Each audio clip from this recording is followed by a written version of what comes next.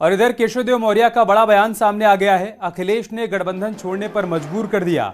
2024 से पहले कई गठबंधन होंगे। दयाशंकर सिंह से मुलाकात की है।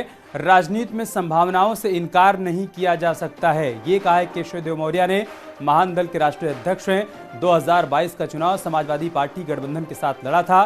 फिलहाल अब वो गठबंधन में नहीं है और उनका यह कहना है कि अखिलेश यादव ने मजबूर कर दिया था गठबंधन छोड़ने के लिए। विधानसभा का चुनाव समाजवादी पार्टी के साथ मिलकर लड़ने वाले केशवदेव मौर्य अपने लिए नए ठिकाने की तलाश में हैं और शायद यही वजह है कि इनकी मुलाकात लगातार बीजेपी नेताओं से भी हो रही है। आज केशवदेव मौर्य ने दयाशंकर सिंह से मुलाकात की, हालांकि इससे पहले भी इनकी कई बार मुलाकात हो चुकी है। हमारे साथ बात करने के लिए मौजूद भी हैं आप। 17 के चुनाव के बाद से गठबंधन से बिछड़े बारी बारी समाजवादी पार्टी से, ये तो सभी जानते हैं, लेकिन अब नया क्या और आगे क्या? जानकारी ये है कि आप मिले हैं दयाशंकर सिंह से, क्या हुई बात?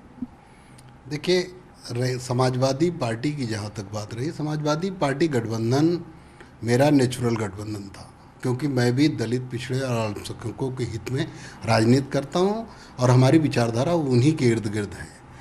लेकिन जो गठबंधन से बिछड़ने का मामला है, मैं तो गठबंधन तोड़ना ही नहीं चाहता था, लेकिन गठबंधन तोड़ना अखिलेश यादव जी ने मजबूर कर दिया कि हम गठबंधन तोड़ें। मैंने हमेशा कहा कि कुछ लोगों को भारतीय जनता पार्टी ने चुनाव में प्लांट किया समाजवादी पार्टी में, उसमें स्वामी प्रसाद मौर्य जी भी थे। स्वामी प्रसाद मौर्य जी हालांकि किसी पार्टी में कोई आए, मैं उनका विरोध लगातार शुरू से करता रहा, जब से मैं राजनीति में हूँ। इसलिए करता रहा कि मैं उन नेताओं का विरोध करता हूँ जो समाज से वोट तो लेते हैं लेकिन समाज के दुख दर्द में कहीं भी खड़े नहीं होते। मेरी कोई उनसे पर्सनल लड़ाई नहीं है, न वो मेरे ज़िले के हैं न मेरे कोई पड़ोसी। मेरी लड़ाई केवल इस बात की है कि आप समाज से वोट लेते हो तो साक्य सैनिक कुशवाहा मौर्य जब आपको बहुतायत वोट देता है तो उनके साथ जो समस्याएं होती हैं, बसपा में आप सरकार में रहे, भाजपा सरकार में रहे, किसी के दरवाजे पर नहीं गए, तो इस बात की आवाज़ तो कोई ना कोई उठाएगा, मैं उठाता हूँ। ठीक है, ये तो बात रही आपके विरोध की, आपकी उपेक्षाओं की जो शिकायत थी आप समाजवादी पार्टी से उसकी, लेकिन अब तो चुनाव बीत चुके हैं और अब चुनाव के बाद समाजवादी पार्टी भी अलग ढर्रे पे चल रही है और आप भी इससे अलग हो चुके हैं। तो जानकारी ये है कि आप बीजेपी के साथ ताना बाना बुन सकते हैं आगामी चुनाव से पहले। देखिए, राजनीति में संभावनाएं खत्म नहीं होती, लेकिन जहाँ तक मुलाकात की बात है, मुलाकात मेरी हमेशा से होती रही। चुनाव जब गठबंधन था तब भी माननीय दयाशंकर सिंह जी परिवहन मंत्री हैं, उस समय ज्वाइंट कमेटी के सदस्य थे, तो मेरे पास कई बार आए और वो चाहते थे कि मैं समाजवादी पार्टी गठबंधन छोड़कर मैं भाजपा गठबंधन में आऊँ। लेकिन मैंने कहा ये अखिलेश यादव जी के पीठ में छुरा घोंपना, मैं ये नहीं करूँगा।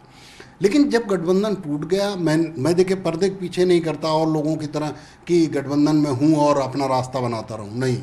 मैंने गठबंधन जब तक मैं उनके साथ था ईमानदारी से था। माननीय धर्मेंद्र प्रधान जी से भी मुलाकात हुई, लेकिन मैंने मना कर दिया।